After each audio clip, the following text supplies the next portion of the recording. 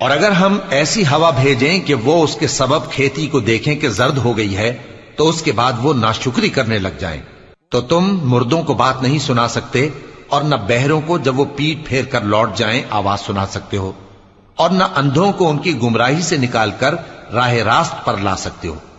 تم تو انہی لوگوں کو سنا سکتے ہو جو ہماری آیتوں پر ایمان لاتے ہیں، سو وہی فرما بردار ہیں۔ اللہ ہی تو ہے جس نے تم کو ابتدا میں کمزور حالت میں پیدا کیا، پھر کمزوری کے بعد طاقت عنایت کی، پھر طاقت کے بعد کمزوری اور بڑھاپا دیا۔ وہ جو چاہتا ہے پیدا کرتا ہے، اور وہ صاحب علم ہے، صاحب قدرت ہے۔ اور جس روز قیامت برپا ہوگی گناہگار قسمیں اٹھائیں گے کہ وہ دنیا میں ایک گھڑی سے زیادہ نہیں رہے تھے، اسی طرح وہ اوندھائے جاتے تھے۔ اور جن لوگوں کو علم اور ایمان دیا گیا تھا وہ کہیں گے کہ اللہ کی کتاب کے مطابق تم قیامت تک رہے ہو، اور یہ قیامت ہی کا دن ہے، لیکن تم کو اس کا یقین ہی نہ تھا۔ تو اس روز ظالم لوگوں کو ان کا عذر کچھ فائدہ نہ دے گا، اور نہ ان سے توبہ قبول کی جائے گی۔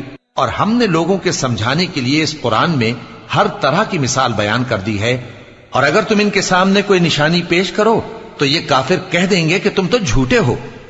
اسی طرح اللہ ان لوگوں کے دلوں پر جو سمجھ نہیں رکھتے مہر لگا دیتا ہے۔ پس تم جمے رہو، بے شک اللہ کا وعدہ سچا ہے، اور دیکھو جو لوگ یقین نہیں رکھتے وہ تمہیں اکھاڑ نہ دیں۔